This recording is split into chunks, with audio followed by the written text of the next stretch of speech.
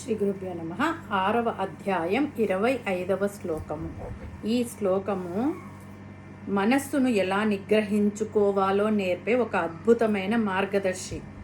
ఓం శనే రూపరమేత్ బుద్ధ్యా ధృతి గృహీతయా ఆత్మసంస్థం మనః కృత్వా న కించిదపి చింతయేత్. ముందుగా పదపదానికి అర్థం తెలుసుకుందాము. శనై అంటే మెల్లమెల్లగా, నిదానంగా. ఉపరమేత్ అంటే ఉపశమనాన్ని పొందవలెను. బుద్ధ్యా బుద్ధి చేత, ధృతి గృహీతయ ధైర్యంతో కూడిన పట్టుదల ద్వారా, ఆత్మ సంస్థం పరమాత్మ యందే, మనః కృత్వా మనస్సును చేసి, నా కించిత్ అపి మరే ఇతర విషయాలను కూడా చింతయేత్ ఆలోచించకూడదు, చింతించకూడదు. 24వ శ్లోకంలో బుద్ధి మనస్సును తన ఆధీనంలో ఉంచుకోవాలి, బుద్ధి చెప్పినట్టు మనసు నడుచుకోవాలి అని చెప్పారు కదా. మరి ఈ పని అంతా ఎలా చెయ్యాలి అంటే గబగబా చేయకూడదు, నెమ్మదిగా నిదానంగా చేయాలి. శనై అంటే మెల్లమెల్లగా చేయాలి. తనకు అధికారం ఉంది కదా అని ఆఫీసర్ గారు ప్యూన్ని తిడుతూ ఉంటే ఆ పని చేయకుండా వెళ్ళిపోతాడు. అలా కాకుండా నెమ్మదిగా బుజ్జగించి చెబితే ఎంత కష్టమైనా ఏదైనా చేస్తాడు. అదే ఇక్కడ చెప్పాడు పరమాత్మ. బుద్ధి కూడా మనస్సును, ఇంద్రియాలను మెల్లమెల్లగా తన దారిలోకి తెచ్చుకోవాలి. చిన్న పిల్లవాడికి చెప్పినట్టు చెప్పి దారిలోకి తెచ్చుకోవాలి. అలా కాకుండా బలవంతంగా మనస్సును, ఇంద్రియాలను దారిలో పెట్టాలంటే అవి మాట వినవు. పైగా బుద్ధిని కూడా తమతో లాకెళ్ళిపోతాయి.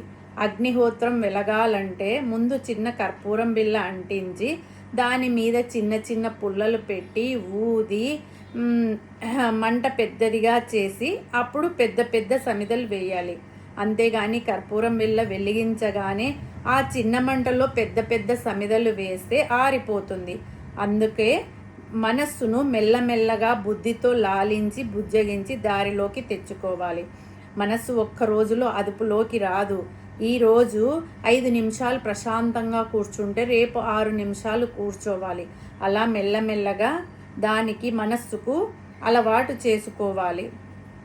అలా దారిలోకి తెచ్చుకున్న మనస్సును అలాగే వదిలివేస్తే మరలా పారిపోతుంది. మనస్సు పదే పదే ఫోన్ వైపు, వేరే ఇతర ఆలోచనల వైపుకు వెళ్ళిపోతుంది. అప్పుడు బుద్ధితో నాకు ఇది అవసరం లేదు అని ధైర్యంగా చెప్పగలగాలి. అలా పారిపోకుండా వెంటనే ఆత్మలో నిలబెట్టాలి. అంటే మరలా మనసు అటు ఇటు పారిపోకుండా ఆత్మచింతన అనే విషయాన్ని మనసుకు రుచి చూపించాలి. ఒకసారి ఆత్మలో లీనమైన మనస్సు ఇంకా అక్కడి నుంచి కదలదు, స్థిరంగా ఉంటుంది. మనస్సు మరెక్కడికి వెళ్ళకుండా అంటే ఆ పని మీదే ఆత్మ సంస్థంలో ఉండేలా స్థిరం చేయాలి. ఇదంతా ఎలా చేయాలి అంటే బుద్ధ్యా ధృతి గృహీతయ అంటే ధైర్యంగా చేయాలి, బుద్ధితో జ్ఞానంతో చేయాలి, మనము చదువుకున్న శాస్త్ర పరిజ్ఞానంతో చేయాలి. ఏమీ తెలియకుండా చేయకూడదు. ఆత్మ అంటే ఏమిటో, ఆత్మస్థితి అంటే ఏమిటో తెలియకుండా మనస్సును ఆత్మలో నిలపడం సాధ్యం కాదు. కాబట్టి దీనికి మనం సంపాదించుకున్న శాస్త్ర జ్ఞానాన్ని ఉపయోగించుకోవాలి. ఒకసారి ఆత్మను మనస్సులో లీనం చేశాము కదా అని ఏమరపాటుగా ఉంటే, ప్రాపంచిక విషయాలలో తల దూరిస్తే మనస్సు కూడా అటువైపు తొంగి చూస్తుంది. అందుకనే నా కించిత్ అపి చింతయేత్ అంటే ఒకసారి ఆత్మ సాక్షాత్కారం పొందడానికి ధ్యానంలో కూర్చున్న తర్వాత ఇంకా ఇతర విషయాల వంక చూడకూడదు, చింతించకూడదు, ఆలోచించకూడదు.